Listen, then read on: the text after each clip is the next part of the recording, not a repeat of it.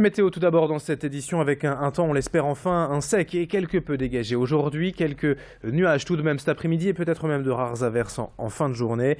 Avant cela, le soleil et le ciel bleu devraient faire leur apparition. Attention quand même aux températures plutôt fraîches ce matin, de 1 à 2 degrés à peine relevés par endroit. On aura 6 ou 7 degrés pour les maximales tout à l'heure et tout cela bien sûr on en reparle après le journal. Une première info au chapitre fait divers pour entamer cette édition. La Poste de la Madeleine a été victime d'un cambriolage dans la nuit de mardi à mercredi. Les voleurs seraient entrés à l'intérieur en cassant une fenêtre, mais rien n'aurait été dérobé. L'agence est donc restée fermée hier toute la journée et devrait normalement rouvrir ce jeudi. Une enquête de police a été ouverte. En politique, Gustave Dassonville a annoncé hier qu'il ne serait finalement pas candidat à la législative partielle de la 10e circonscription de Tourcoing, les 13 et 20 mars prochains. Le maire d'Halluin clamait pourtant depuis plusieurs semaines son intention de briguer le siège de député laissé vacant par Gérald Darmanin, parti au conseil régional. Mais son parti, les Républicains, en a décidé autrement en donnant l'investiture, comme c'était attendu, au maire de Ronques, Vincent Ledoux. Gustave Dassonville s'est donc rangé à l'avis du parti en retirant sa candidature. On enchaîne en images avec cette nouvelle manifestation, je vous le disais en titre, des agriculteurs. Hier à Neuville-en-Ferrain, une douzaine de tracteurs ont bloqué toute l'après-midi hier la centrale d'achat d'Auchan dans la zone du Vertuquet. Et comme souvent, ils protestent contre les pressions financières de la grande distribution, la hausse de leurs charges et la baisse de leurs revenus. Lutter contre la politique du toujours moins cher, c'est bien là le credo des agriculteurs nordistes. Une guerre des prix dont ils sont selon eux les premiers perdants. Hier soir, plusieurs tracteurs ont été laissés sur place dans l'idée de reprendre le blocage ce matin, avant une rencontre avec plusieurs distributeurs prévue cet après-midi près d'Arras. De là, les agriculteurs décideront de la suite à donner au mouvement. Louis Caillé a rencontré hier les responsables de la FRSEA. Et je vous propose de l'écouter. Il évoque ce responsable notamment la pression des enseignes de distribution. Il est grand temps de réaliser que l'élevage en France est dans une détresse qu'on n'a jamais connue. Et voilà, donc aujourd'hui, c'est ça, on cible la grande distribution. Vous savez comme moi, la grande distribution, elle met toujours pression, toujours sur le producteur, toujours des prix au plus bas chez le producteur. Et vous, les consommateurs, vous payez toujours de plus en plus cher.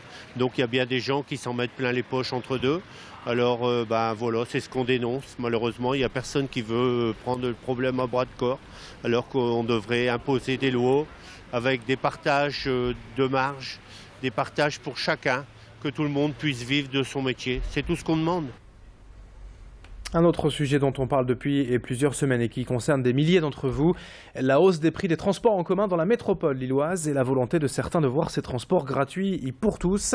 Il y a aujourd'hui un point de vue différent. L'Union des voyageurs du Nord ne voit pas d'un bon œil cette gratuité totale. L'association est évidemment contre la récente hausse des tarifs, mais assure surtout que rendre gratuits les transports, c'est à terme courir le risque de voir le service se dégrader. Et pour l'UVN, les citoyens ne délaissent pas les transports en commun pour leur prix, mais à cause de leur efficacité, jugée perfectible. Écoutez ainsi les explications du président de cette association, Gilles Laurent, au micro de Céline Huret. On propose à Transpol et à la communauté urbaine de nommer un médiateur pour gérer un peu la transition, voir avec les gens les problèmes qui peuvent se poser. Il y a des effets de seuil, par exemple, qui font que des personnes qui n'ont pas forcément beaucoup de ressources se trouvent juste au-dessus du seuil et elles se trouvent à payer plein tarif au lieu de payer demi-tarif. C'est quand même un petit peu dommage. Donc on peut revoir ça facilement dans les mois qui viennent, c'est pas un problème. Et les personnes vraiment en difficulté, si vous voulez, avec les tarifs de tarification solidaire, elles vont payer quoi, 3 euros, 5 euros par mois. Bon, faut arrêter aussi. C'est de plus en plus tendance et beaucoup de personnes aujourd'hui réclament de pouvoir manger sainement en passant au 100% végétal. Eh bien, c'est désormais possible pour les étudiants au restaurant universitaire de Lille 1. C'est une première d'ailleurs dans la région qui fait suite à la demande de plusieurs étudiants soucieux de leur alimentation. Chaque jour, le RU propose donc un plat sans aucun aliment animal, que ce soit la viande, le lait, le beurre ou les œufs. Pour commencer, une cinquantaine de plats 100% végétales sont aujourd'hui disponibles, mais l'objectif est d'atteindre à terme 10% des repas servis. La démarche pourrait bientôt être reprise dans d'autres rues à Lille 2 et Lille 3.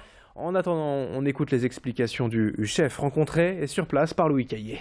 Je ne sais pas si on est les premiers à faire ça, tout le moins au Crous, c'est la première fois qu'on en parle autant. Je pense que ça fait déjà des années où on servait des plats sans viande, mais c'était pas un plat qui était dédié à ça. C'est-à-dire que les étudiants passaient, prenaient des légumes qui étaient du jour.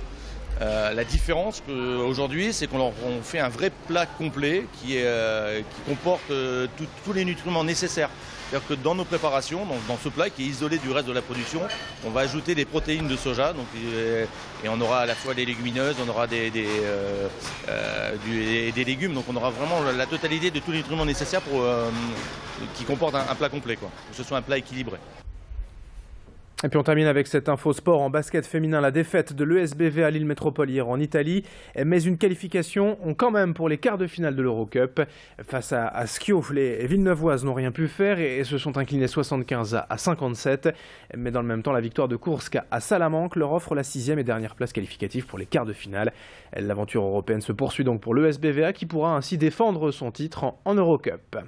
7h36 en direct ce matin, dans un instant la météo et l'infotrafic. Très bon réveil à toutes et à tous.